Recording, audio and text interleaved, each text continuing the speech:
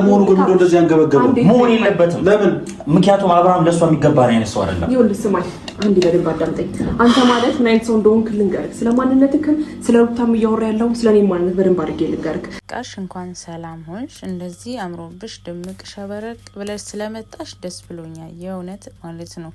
ምክንያቱም ሆስፒታል ላይ ሳይሽ ይሄ አይገባሽም ብዬ ነበረ።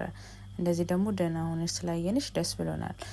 ሰላም ጤና ስጥልኝ የፉዬ ገላቢ ሰዎች፣ እንዴት አደራችሁ? እንዴት ዋላችሁ? ሁላችሁንም ሰላም ብያለሁ። ሰላማችሁ ይብዛ። ስትገቡ ላይክ፣ ሼር፣ ሰብስክራይብ እያደረጋችሁ ግቡ።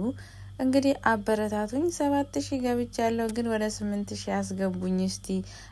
በነገራችን ላይ ቪው ምንትን አይደለም፣ ግን ሰብስክራይብ ለምን እንደማይጨምር አላቅም ማለት ነውና ሰብስክራይብ አድርጉልኝ፣ አበረታቱኝ ማለት ነው። ወደ መጣንበት ጉዳይ ስንገባ ምንድነው አላማቸው ማለት እኔ ምንም አልገባኝም። ግን ያቺን ማህተብ አንገቱ ላይ ከታሰረ ሀብል ከታሰረ ጀምሮ አብርሃም ወደ ራሱ ሊመለስ አልቻለም ማለት ምን ለማለት ነው? እኔ ምን ለማስተላለፍ ነው? በቀደም ብዬዋለሁ፣ አልገባኝም።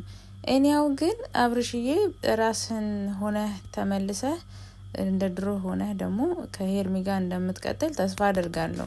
ምክንያቱም አሁን ሄርሚን አላቅሽም ነው እያለ፣ በተለይ ይሄ ኤፍሬም አሽቃባጭ የወንድም አሽቃባጭ ነው እንዴ።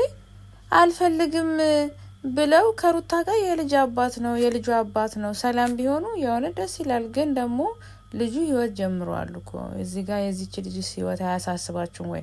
በነገራችን ላይ ኦዲየንሶች የና አብርሽና የሩታ ተመልካቾች አድናቂዎች ቅር እንዳይላችሁ የእውነት። ምክንያቱም ሩታ አልፈልግም በቃ ከዚህ በኋላ እኔ ወደ አሜሪካ ላይ ነው ልጄን እዛ ነው ማሳደግ የምፈልገው ከ80 ቀደድልኝ ብላ ወረቀቷን ይዛ መጣ እንዲቀድላት ያደረገችው እሷን። አንዳንዴ ሩታዬም ትቸኩላለች። የምትቸኩላቸው ነገሮች ዋጋ እንደሚያስከፍላት አታቅም ይሁን አላቅም፣ ግን ደግሞ 80 ቀደዋል። ይሄ ልጅ ደግሞ 80 ከቀደዳችሁ በቃ ባለ ትዳር አይደላችሁም። የሆነ ሰው ታዲያ 80 ከቀደደ በኋላ እኮ ህይወቱ መቀጠል አለበት አይደል? ህይወት መቀጠል አለበት ብሎ የራሱን ህይወት ጀምሯል።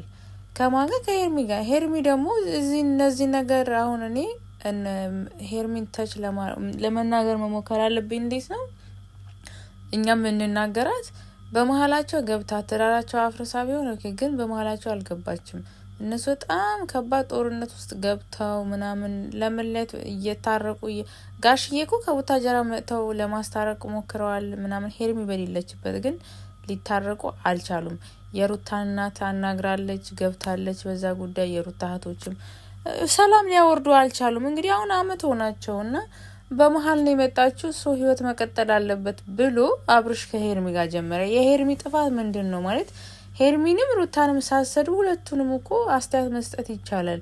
አሁን እዚህ ጋር ሄርሚ በጣም ትሰድዋታላችሁ ምናምን፣ ያው ሴት ናት። እኔ አሁን በተፈጠረው ነገር አይገባትም የእውነት ማለት ነው። ምክንያቱም እዚህ ውስጥ የምታውቀው ነገር የለም። ሩታ ናት አልፈልግህም ያለችው አብርሽን።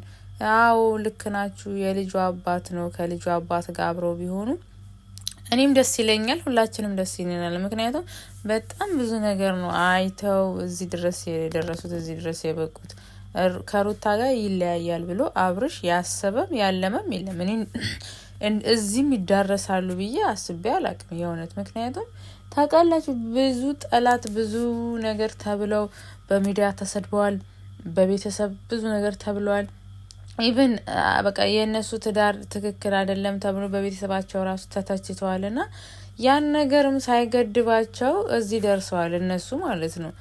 እና አሁን ደግሞ በተራ ነገር በሶሻል ሚዲያ ባመጣው ወሬ በቃ ተጽዕኖ አርገባቸው በቃ እንላይ ካሉ እኛ የነሱ አናጋባ ያው ሲጋቡ በሚዲያ አየን እንጂ ቆመን አላፈራረም ናቸው። እኛ ምን አብረሆኑ ብለን አብረሆነን አሉን ደስ አለን፣ ግን ደግሞ አላፋታናቸውም፣ አብረም እንዲሆኑም አላስገደድናቸውም። ስለዚህ እነሱ የሚወስኑት ውሳኔ ላይ ትክክል አይደላችሁም ብለን አስተያየት ልንሰጥ ነው መስጠት የምንችለው እንጂ የራሳቸው ህይወት ህጻናቶች አይደሉም። አሁን እኮ አብርሽና ሩታ የልጅን አባትና እናት ናቸው። በጣም በቃ አርቀው ማሰብ የሚችሉበት እድሜ ላይ ነው ያሉት እና እድሜያቸውም ትንሽም ቢሆን ሰው ልጅ ከወለደ በቃ እንደ ልጅ እናትና እንደ ልጅ አባት ነው የሚያስበው። እና እነሱ ደግሞ በዛ አንግል እየሆኑ ካልሆነ እኛ ምንም ልናደርግ አንችልም። እኛ ተመልካች ነን፣ የተሰጠን ነገር ነው። አሁን እኔ ዩቲዩብ እየሰራው ነው አይደል? እነሱ በሚሰሩት ነገር ነው ታርጌት አድርጌ ዩቲዩብ እየሰራ ያለሁትና ባይለያዩ ደስ ይለኛል። እኔ ብዙ ጊዜ